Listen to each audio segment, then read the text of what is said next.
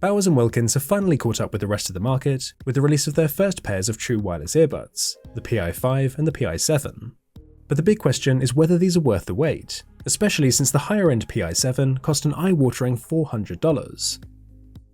B&W have said that they've taken their time to ensure they can deliver the convenience of true wireless earbuds without a compromise in audio quality. And on paper at least, it seems that they've delivered with 24-bit high-res audio in their flagship model, which I have to say might just be the best sounding earbuds on the market.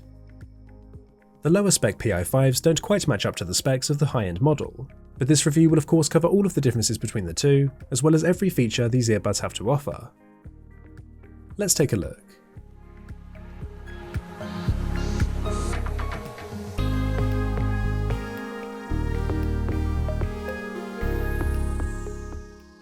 The unboxing is essentially the same for these earbuds, except for one small difference. But we start off with the charging cases themselves. We then have the usual paperwork, a set of smaller and larger ear tips, and then the difference comes with the cables, because although both have a USB-C charging cable, the PI7 also come with a USB-C to 3.5mm cable, and this is to use with an industry-first audio retransmission feature, which I'll talk more about later. I also thought it was interesting that the charging cables are both C-to-C cables. Companies have widely adopted USB-C now, which is great, but to really take full advantage, you need to have USB-C at the other end of the cable too, which we usually don't get. The only way this universal standard will become more universal is if companies start to include these cables in their products. So although this may inconvenience some, this is the future, and I'm glad B&W are pushing forward with it. The charging cases have a smooth plastic finish with a contrasting lid that matches the finish on the earbuds. I have here the white versions of both earbuds, but there are black or charcoal versions available too.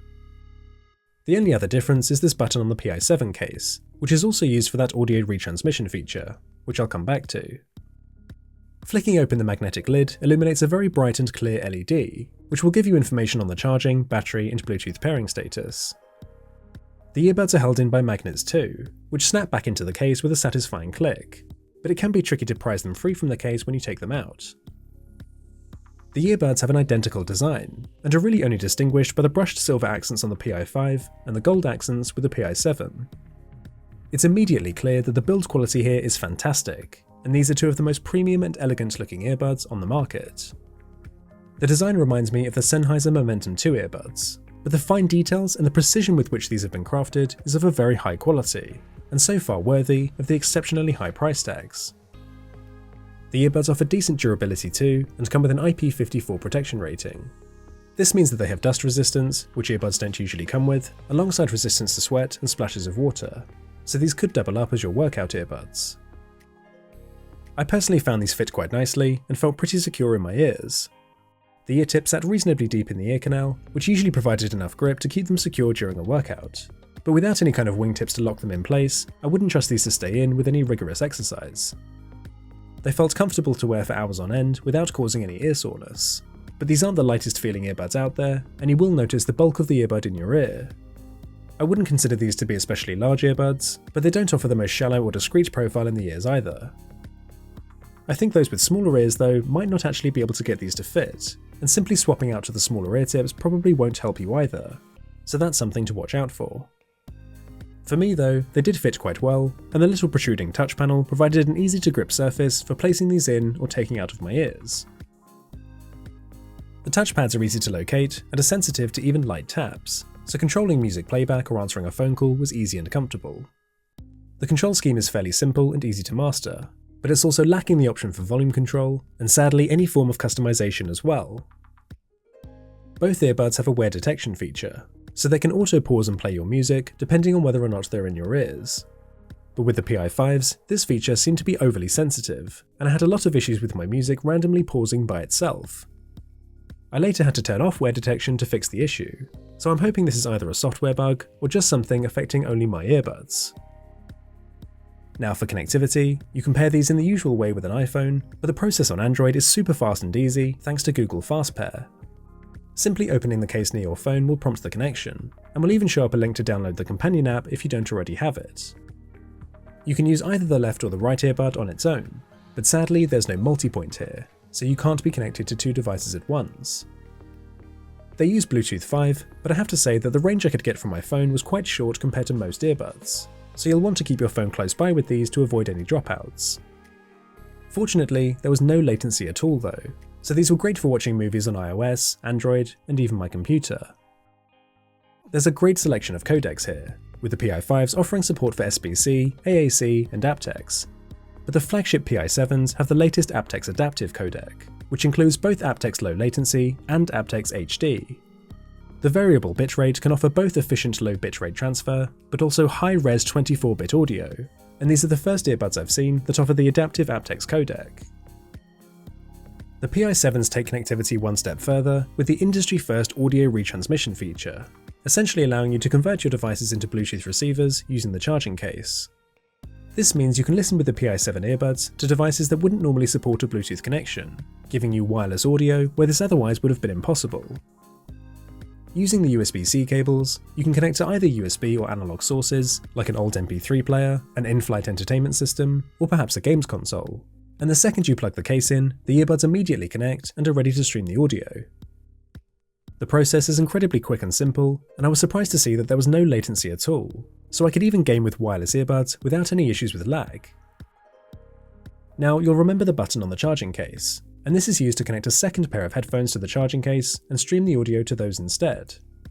Unfortunately, you have to put the earbuds back in the case for this, so you can't stream the audio to both at the same time, which would have been cool, and the headphones you connect to the case have to also be a Bowers Wilkins device, so the options are quite limited. Still, the audio retransmission feature is not something I've seen before in true wireless earbuds. It works surprisingly well, and is a genuine USP for the PI7 earbuds. Now, the remaining features can be found in the Headphones app, which is fairly basic, but does have a couple of things worth checking out. First of all, you'll get a more accurate breakdown of the battery levels, although weirdly, I was only able to see the case's battery level with the PI7, so this is perhaps an exclusive feature to the flagship model. When it comes to battery life though, this is easily the weakest aspect of these earbuds, and very disappointing for such expensive ones too. Each charge will only give you 4 hours of playback, which is very poor by today's standards, with earbuds even half the price offering over 10 hours on a single charge. You should get around 20 hours total with the charging case, but I certainly noticed that the playback time felt especially short with these earbuds. Both cases charge by USB-C and have fast wireless charging built in too. A 15-minute charge of the earbuds will get you around 2 hours of playback, but the full charging time did seem to take quite a while, with B&W recommending you wait up to 3 hours. So I have to say that the battery and charging in general was a big disappointment. Elsewhere in the app, you can swipe up to see your history of connected devices, but what's interesting here is that you can customize the auto reconnect behavior, so you can tell the earbuds which device to auto reconnect to when you take them out of the case. So that's a pretty unique feature that could come in handy for multi-device setups. This Soundscapes page will play a variety of soothing ambient sounds, and there's even a timer function here too, although good luck falling asleep with these earbuds in your ears. You can also rename and update the software of the earbuds, and as I ended up needing to use, turn off the wear detection feature. The app has a nice and clean interface, but you can see it's pretty bare bones, and the lack of a built-in equalizer was a glaring omission for me. But the most useful feature is found on the first page here, and that's the controls for noise cancelling and ambient pass-through. You'll see that it's a little bit different for the PI5 and 7 earbuds, with the 7s giving more precise control over how much of the outside noise you can hear with ambient pass-through. They also accommodate adaptive noise cancelling with this auto button, which is an exclusive feature to the flagship PI7s. Before I talk about the ANC performance though, I just want to raise a point about how cumbersome changing the listening mode is. So a tap and hold on the left earbud will turn on or off noise cancelling, but that's it. It doesn't cycle to the ambient mode at all. You have to go through the app to do this. And what's worse is that even if you turn it on and are using it, and then later switch to noise cancelling, it doesn't turn off ambient mode. So you end up with both noise cancelling and ambient pass-through on at the same time, which makes no sense at all. The PI7s have 3 noise cancelling modes, on, off or auto, which adapts depending on the environmental noise, similar to Sony's earbuds. The touch controls only cycle between 2 of these, so you need to turn on or off auto mode using the app as well. It's just a really cumbersome process, and so strange that ambient mode isn't available directly from the earbuds, which basically every other pair of earbuds has. I'll be amazed if this is never fixed with a software update, but for now, it's a pain. So for the actual noise cancelling performance, I really hoped the earbuds would redeem themselves and blow me away with this, especially given how expensive they are. But I'm sad to report that the ANC is only pretty average. There's a minor step up in noise reduction when you turn it on, so you can hear that it's doing more than the off mode. But the noise cancelling is far from the level of other earbuds around this price point from Sony and Bose, for example. They just seem to take out some of the low-end hum, but are less effective against mid to high frequencies like voices. I will say that the passive noise isolation is pretty good, so the outside noise is reduced by the earbuds physically blocking your ear canals. But this is doing 90% of the work, with ANC only adding a small contribution. I didn't think much of the PI7's adaptive noise cancelling either, which is supposed to adjust depending on the level of noise in your environment. You can turn off auto mode, so they essentially work like the PI5's, but I really couldn't tell a difference at all during testing. Another issue I have with the ANC is that this has a huge effect on the audio quality. It's one of the most noticeable changes I've experienced for a long time. Turning on ANC gives a drastic boost to the low end and bass frequencies, but I'll get into this in the audio quality section. The ambient pass-through mode is quite natural though and works well, though there is a slight hiss at the maximum levels.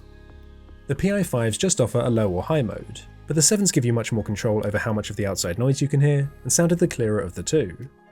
This is possibly due to the fact that they're using a 6 mic setup as opposed to 4 mics with the PI5s, and I wondered whether this would provide clearer phone calls too.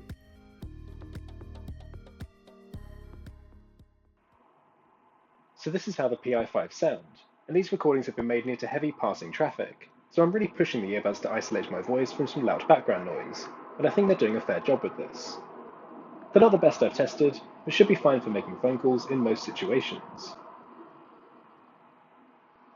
But switching over to the 7s, you can probably hear that these are much quieter and not as clear as the cheaper PI5s. The traffic noise does seem a little quieter, so perhaps that 6 mic setup is giving an advantage when it comes to noise isolation. But it could also just be the fact that everything, including my voice, is quieter in general, so I don't think these are as good for phone calls. And the final talking point is of course audio quality, and in typical Bowers Wilkins fashion, these earbuds absolutely deliver. So the bass is deep and powerful, but it always feels precise and controlled to deliver a very rich and full-bodied sound. The mid-range is clear and offers a lovely and wide soundstage, with great detail to round out the experience. But there is a distinct difference with these earbuds, and the PI7s are really in a league of their own. It would be a disservice to the PI5s to not say that they sound really good. They're just outshone by the incredible sound of the 7s. The PI7s combine the dynamic driver with a balanced armature driver, similar to what we saw with Soundcore's Liberty 2 Pro, another fantastic sounding and underrated pair of earbuds, and this lifts the treble far beyond what most earbuds offer. The PI7s deliver a more refined sound that elevates the vocals and gives impeccably crisp and detailed highs.